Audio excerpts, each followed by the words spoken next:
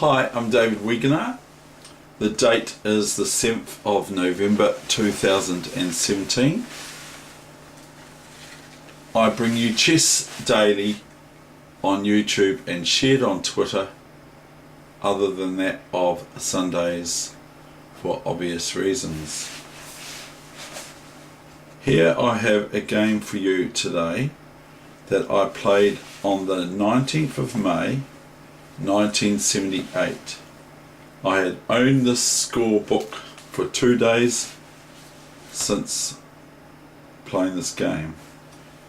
On the 19th of May 1978.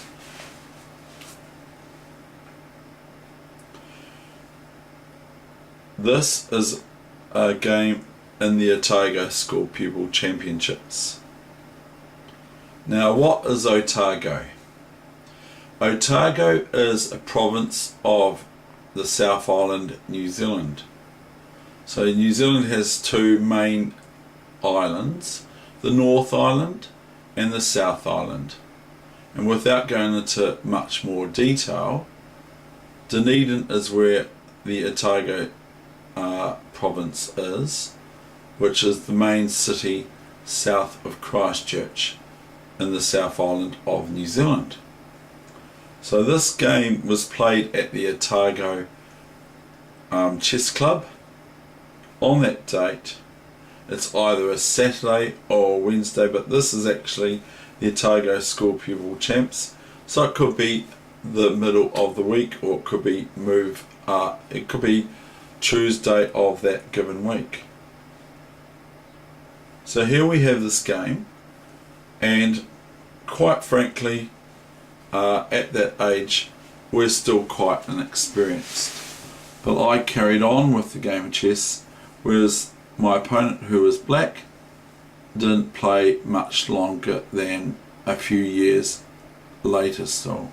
So here we go, just e4, e5, knight c3, a move that shows that I'm not too comfortable with major main line theory. Knight c6, bishop c4. So both my pieces have moved once only, not twice. So they have developed. If I move this bishop here now, or move it back here, I'm wasting time, which is very important at the start of the game, and I'm also not developing that piece anymore. I have to develop my pieces, which means to clear the way, generalistically speaking, between the two rooks, so that the two rooks are looking at each other. So the queen is off, the knight has moved, this pawn or that pawn's moved to allow the bishop to come out, etc. Not that I say I'll play that way in this game, but these are fundamental, basic, important things in chess that you generally should adhere to, and if you don't, then you can run amok. If I had a coach now, my coach would probably say the dreaded words to me before every game of chess. David, and you might be doing me an injustice, by the way, as a few of you would appreciate.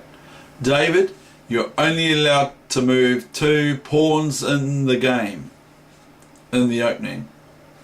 So that would be a bit hard for me. It'd be like Toll being told, Mikhail Toll being told, you're not allowed to come to me, his coach said, you're not allowed to come to me if you haven't sacrificed a piece at least, or words to that effect. I'm not going to say the words verbatimly, but basically those words were sort of said to Mikhail Tal.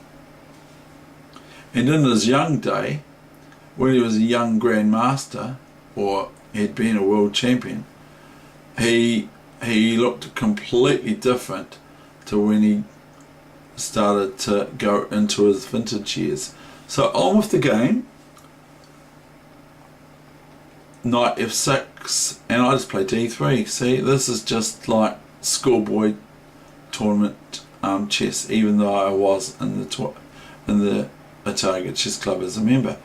Knight ge2, well done David, you are still developing. You're not moving your pieces more than once in the opening, and this is a reasonable square for the knight.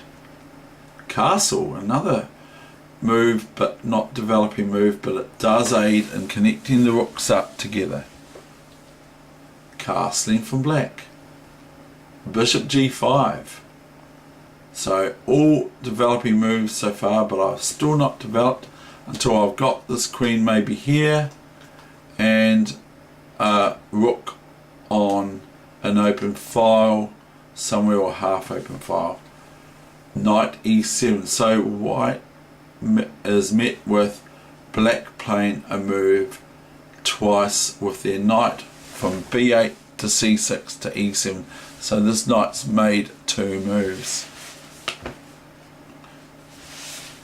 Then came my reply f4. Now this is sort of like pretty obvious basic stuff what I'm doing here, and my opponent, I believe, here makes a blunder, at least losing a pawn, as you would appreciate. Plays d6. So what did I play next that wins a pawn at least? What should white play under normal circumstances? Did they play king here? Did they resign? Did they play pawn here? Did they resign? Did they go out and buy a burger, as I've heard another coach say on the internet?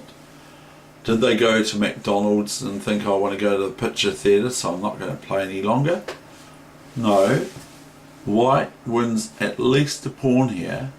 With best play, white can win at least a pawn for black to play the best play, but they didn't. I went chop and realised that, to be absolutely basic, my bishop is attacking the knight on f6, so is the pawn, and so is the rook.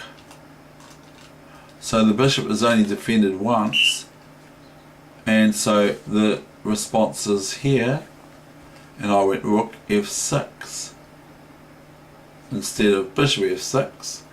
Bishop f6 probably I can see a way out for black here.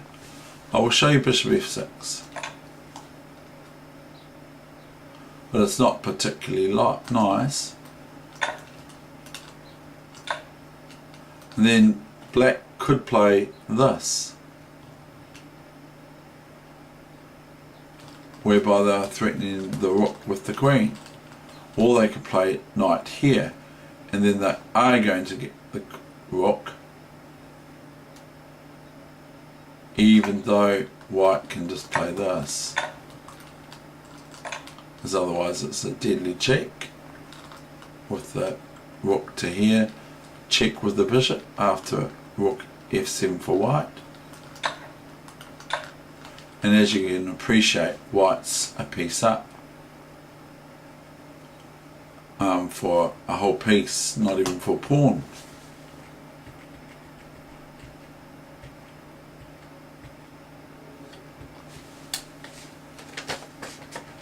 So we've got rook f6 to finalise this game. Bishop f6, bishop f6, queen d6 attacking the bishop on f6. I go queen f1, bishop e6, just take, and notice black has now developed, but at the cost, even white hasn't even developed properly yet. Queen f2 now almost developed, and I have had a rook on an open file, so I can count it as developed. c6, rook f1, protecting the bishop on f6 by the queen and the rook twice. b6, bad move, queen here, and my opponent resigned. That's the end of this session. I hope you enjoyed it. Thank you very much for watching. I hope my instruction helps you with the fundamental basic things of chess that we all need to hear.